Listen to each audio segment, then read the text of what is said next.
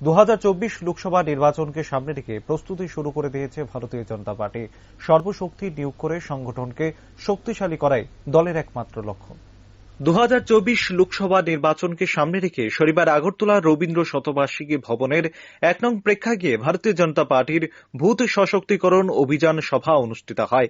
এই সভায় উপস্থিত ছিলেন রাজ্যের মুখ্যমন্ত্রী ডাক্তার মানিক সাহা, প্রদেশ বিজেপি সভাপতি রাজীব ভট্টাচার্য, কেন্দ্রীয় প্রতিমন্ত্রী প্রতিমা ভৌমিক, ভারতীয় জনতা পার্টির জাতীয় সম্পাদিকা তথা রাঁচির মেয়র আশা লাকড়া, প্রাক্তন মুখ্যমন্ত্রী বিপ্লব কুমার দেব, সাংসদ রেবতী ত্রিপুরা সহ মন্ত্রী, বিধায়ক, রাজ্য স্তরের এবং জেলা স্তরের কার্যকর্তাগণ।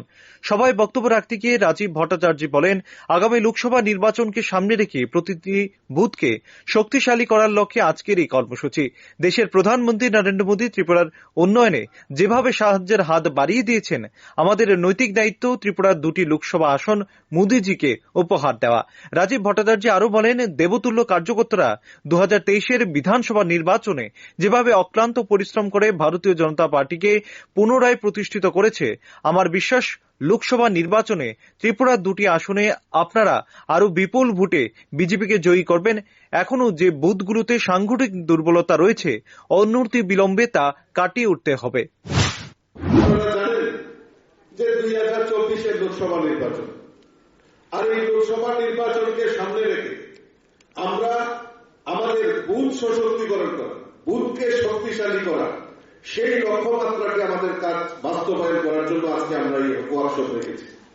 আমরা জানি আমাদের দেশের যশস্বী প্রধানমন্ত্রী নরেন্দ্র মোদীজি আমাদের এই ত্রিপুরা রাজ্যের জন্য যেভাবে আমাদেরকে সহযোগিতার হাত বাড়িয়ে দিয়েছেন, আমাদের নৈতিক দায়িত্ব যে আমরা আমাদের এই 2টি পার্লামেন্টারি সিট রয়েছে, সেই পার্লামেন্টারি সিটের 2 জন প্রতিনিধি আমরা দৃঢ়তার সঙ্গে বলতে পারি যে আমরা আমাদের দেশের যশস্বী প্রধানমন্ত্রীকে আমরা এই 2টি লোকসভা আসনে জিতিয়ে আমাদের দেশের প্রধানমন্ত্রীকে উপহার দেওয়ার জন্য আমাদের সক্রিয়ভাবে আমরা কাজ করি।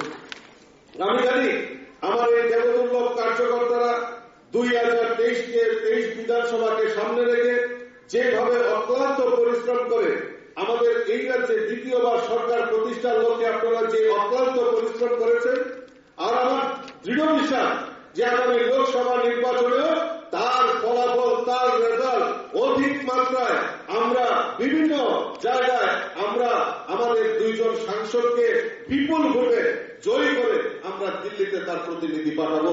সেই লক্ষ্যমাত্রা আমাদের কাজ করতে হবে। আমরা জানি 2023 নির্বাচনকে সামনে রেখে আমরা ইতিমধ্যে আমরা অনেকটা বুথ সশক্তিকরণের কাজ এই নির্বাচনের আগে আমরা সেটা করেছি।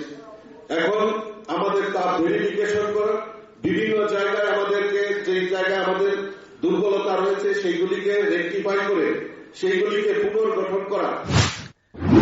বিজেপির কেন্দ্রীয় নেতৃত্ব উত্তর পূর্বাঞ্চলের 25টি লোকসভা আসনের পাখির চোখ করে এগোতে চাইছে। 24-এ কেন্দ্রীয় সরকারের পুনরায় ক্ষমতায় আসার লক্ষ্যে সারা দেশে বিজেপির আটঘাট বেঁধে ময়দানে নেমে পড়েছে।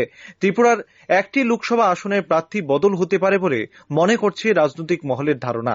পূর্ব সংরক্ষিত আসনটিতে যদি প্রদ্যুৎ কিশোর মহারাজা প্রতিদ্বন্দ্বিতা করেন, তাহলে বিজেপির কেন্দ্রীয় নেতৃত্ব আসনটি ত্রিপুরা মতাকে ছেড়ে দিতে পারে বলে বিশ্বস্ত সূত্রের খবর। Bureau report, rising Tripura.